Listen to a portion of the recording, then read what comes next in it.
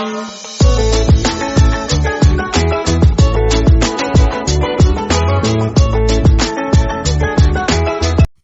The lord. ప్రభువైన యేసుక్రీస్తు వారు ఈరోజు మనకు అందిస్తున్నటువంటి వాగ్దానం 1 సమూయేలు 17వ అధ్యాయం 47వ వచనం. యుద్ధము యెహోవాదే, దావీదు గొల్యాతును చంపుట. ఫిలిష్తీయుడైన గొల్యాతు నెమ్మదిగా నడుస్తూ దావీదుకు సమీపంగా వస్తున్నాడు.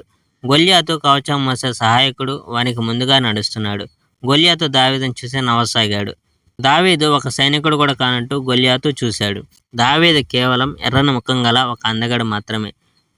గొల్యాతు దావీదు వైపు చూసి, నేనేమైనా కుక్కను అనుకున్నావా, కర్ర పట్టుకొని వచ్చావు అని ఎగతాళి చేశాడు. గొల్యాతు తన దేవుళ్ళ పేర్లన్నీ ఉచ్చరిస్తూ దావీదును శపించాడు. ఇటు రారా, నీ శవాన్ని పక్షులకు జంతువులకు ఆహారంగా వేస్తాను అంటూ దావీదు మీద కేకలు వేశాడు గొల్యాతు. నీ కత్తి, కవచం, ఈటెలు ధరించి నా దగ్గరకు వస్తున్నావు, కానీ నేను ఇశ్రాయేలీయుల సైన్యాలకు దేవుడు సర్వశక్తిమంతుడైన యెహోవా పేరిట నీ దగ్గరకు వస్తున్నాను.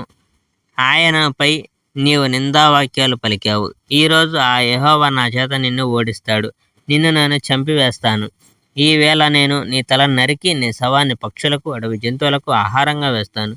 మిగిలిన ఫిలిష్తీయులందరినీ అలాగే చేస్తాను.